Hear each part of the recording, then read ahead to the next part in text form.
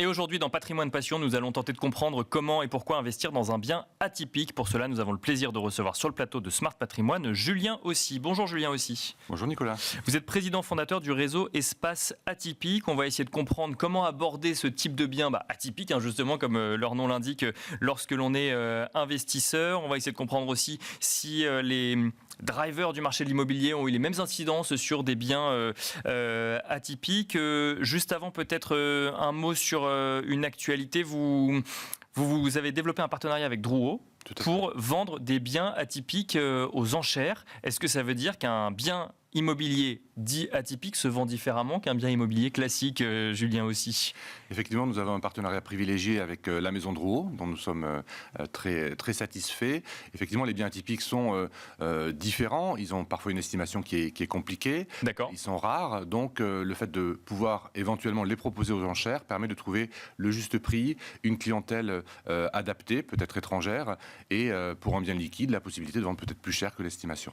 Quand on dit que c'est parfois plus difficile à estimer, ça veut dire quoi? C'est quoi déjà un bien atypique? C'est ce qui ne rentre pas dans les cases du marché et des comparateurs de prix, par exemple, sur le marché de l'immobilier? Un bien atypique, c'est vrai que c'est un bien qui est rare, c'est un bien coup de cœur. Donc, je peux donner quelques exemples. Ça peut être un loft, un atelier d'artiste, en centre-ville, un appartement avec une terrasse, une cour, un jardin, mais aussi une belle maison contemporaine ou une bâtisse ancienne avec un potentiel de réhabilitation ou l'intervention d'un architecte ou décorateur. Donc, c'est tout bien un petit peu à part, qu'il est parfois compliqué d'estimer, et c'est là que notre expertise rentre en jeu. Et donc, du coup, le fait de potentiellement pouvoir vendre aux enchères, ça veut dire qu'il y a un rapport au marché qui se fait directement, et potentiellement, ça permet d'estimer aussi avec plusieurs investisseurs dans la salle, si je comprends bien. Exactement, ça donne une transparence finalement et une vérité de prix avec ces enchères. C'est bien atypique, donc ça reste des biens immobiliers, si on se pose la question de l'année 2024 et de la manière dont le marché immobilier a vécu l'année 2024, on a eu sur ce plateau les réponses de professionnels du secteur de l'immobilier.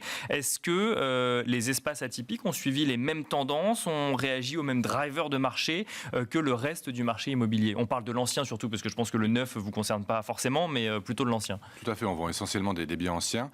L'année 2024 a été compliquée, effectivement, avec un premier semestre difficile, mais un réveil assez important au deuxième semestre. Et chez Espace Atypique, nous avons surperformé le marché. Là où les transactions devraient terminer à moins 10, moins 15% en 2024, nous sommes à plus 5%. D'accord, sur l'année. Sur l'année 2024. Est-ce qu'il y a eu un rattrapage en deuxième partie d'année, ou ça veut dire que vous avez mieux résisté en première partie d'année? En première partie d'année, ça a été compliqué aussi. On était en baisse, mais on a eu un gros rattrapage à partir du mois de juin et surtout au mois de septembre dans les grandes villes et Paris notamment. Et alors, comment vous expliquez que potentiellement, que vous avez surperformé le marché, comme vous dites? Après, les biens atypiques, ce sont des biens rares, des biens coup de cœur, donc ils suscitent de l'intérêt, je dirais. C'est un bon placement, parce que ce sont des biens avec des qualités indéniables. Et puis, je pense qu'on a su accompagner mieux nos clients, s'adapter à ce nouveau marché. Ça veut dire quoi? Qu'il y a peut-être un facteur émotionnel plus grand quand on achète un espace atypique, et que ça a potentiellement aidé à conclure des ventes? Ou ça veut dire que peut-être qu'on fait moins appel au crédit, peut-être qu'on ne s'adresse pas à la même typologie de clientèle? Est-ce qu'il y a aussi des indicateurs à aller chercher de ce côté-là? C'est vrai, le coup de cœur, c'est nécessaire pour acheter, en tout cas chez nous. Le financement, c'est vrai que la moitié de nos clients ne font pas appel à un financement. D'accord, donc peut-être que ça joue aussi effectivement pour effectivement accompagner la décision d'achat. Ouais. Tout à fait. Et puis les taux ayant baissé en cours d'année, ça a dynamisé le marché pour la résidence principale. Comment est-ce que vous voyez 2025 sur ce marché? En fait, c'est un marché proche du marché de l'immobilier, mais qui n'est pas exactement le même, si je comprends bien. Donc, c'est un marché de biens atypiques. Oui. Comment est-ce que vous le voyez évoluer en ce début d'année 2025? Nous, on est plutôt confiants sur l'année 2025. Il y aura un redémarrage assez significatif. On estime à plus 10, plus 15%. D'accord. Le rebond du marché sur cette année 2025. D'une part, parce que beaucoup d'acquéreurs n'ont pas pu acheter. Donc, il y a une certaine frustration. Et au bout d'un moment, il faut que les projets se fassent. Et puis les taux, même s'il y a une incertitude au niveau économique, fiscal, et que les OAT peut-être repartent un peu à la hausse, vu que la BCE va baisser ses taux et que les banques souhaitent prêter aux particuliers, je pense qu'il y aura des conditions en tout cas de financement qui seront très correctes pour les particuliers. Et ça peut venir aussi aider effectivement pour les 50 autres pourcents qui quand même font appel à un crédit immobilier et qui eux peuvent être intéressés par un espace atypique. Est-ce que vous considérez que les biens immobiliers classiques sont concurrents des espaces atypiques atypiques, ou est-ce que vraiment on est sur des typologies d'acquéreurs très différents? Il y a les deux. On va avoir des clients, on va dire, classiques qui recherchent un bien et qui vont avoir un coup de cœur pour un bien atypique. Et puis on a après des clients qui nous suivent régulièrement et qui ne cherchent que de l'atypique ou qui veulent un bien vraiment original et se différencier par le type d'habitat qu'ils vont acquérir.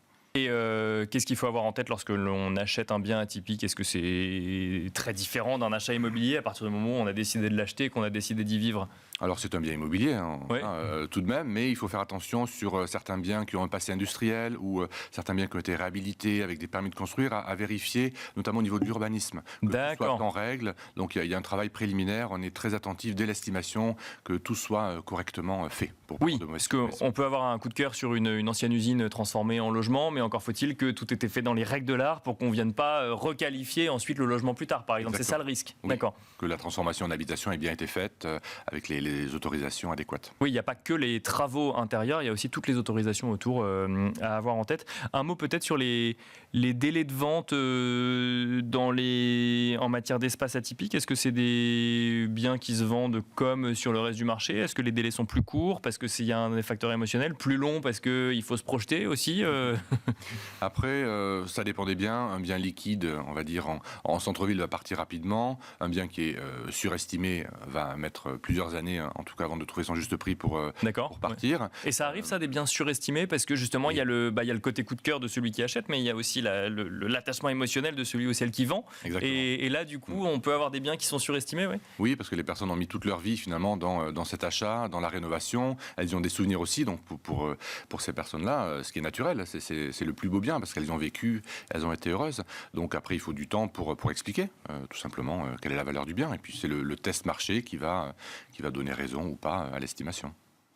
On est dans une émission qui s'intéresse à tous les sujets placement ou investissement. Est-ce qu'un espace atypique peut constituer un bon placement, un bon investissement, ou alors est-ce qu'il faut avoir en tête justement des spécificités particulières du fait qu'on ne s'adresse pas à tout le monde et que potentiellement les délais de vente peuvent être un petit peu plus longs dans certains cas?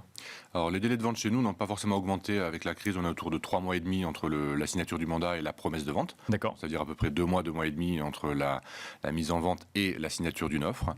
Moi je pense qu'un bien atypique est intéressant en termes de placement, d'investissement, parce que ce sont des biens qui ont beaucoup de qualité. Ils ont souvent des extérieurs, du volume, de la personnalité, et ils sont soit rénovés de manière contemporaine par un architecte ou un décorateur, donc c'est un bien de grande qualité, ou alors on a aussi des biens qui ont un potentiel de réhabilitation, et pour quelqu'un qui a l'habitude, qui est architecte, encore une fois, ou décorateur, ou qui n'a pas peur des travaux, il peut effectivement avoir une plus-value à la sortie. Un espace atypique, c'est forcément un bien d'exception. Vous parlez de décorateur, d'architecte, c'est-à-dire que c'est forcément des biens qui sont beaux quelque part?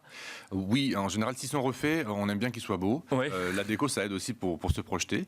Mais on ne sélectionne pas forcément de cette façon-là. On a tout type de biens. Les biens typiques, c'est assez varié finalement en termes de taille, de localisation, de style. Donc il y en a un petit peu pour tous les goûts si on veut quelque chose d'original. Merci beaucoup Julien aussi de nous avoir accompagnés dans Smart Patrimoine. Je rappelle que vous êtes le président fondateur du réseau Espace Atypique. Merci beaucoup. Merci. Et quant à nous, on se retrouve tout de suite dans Enjeu Patrimoine.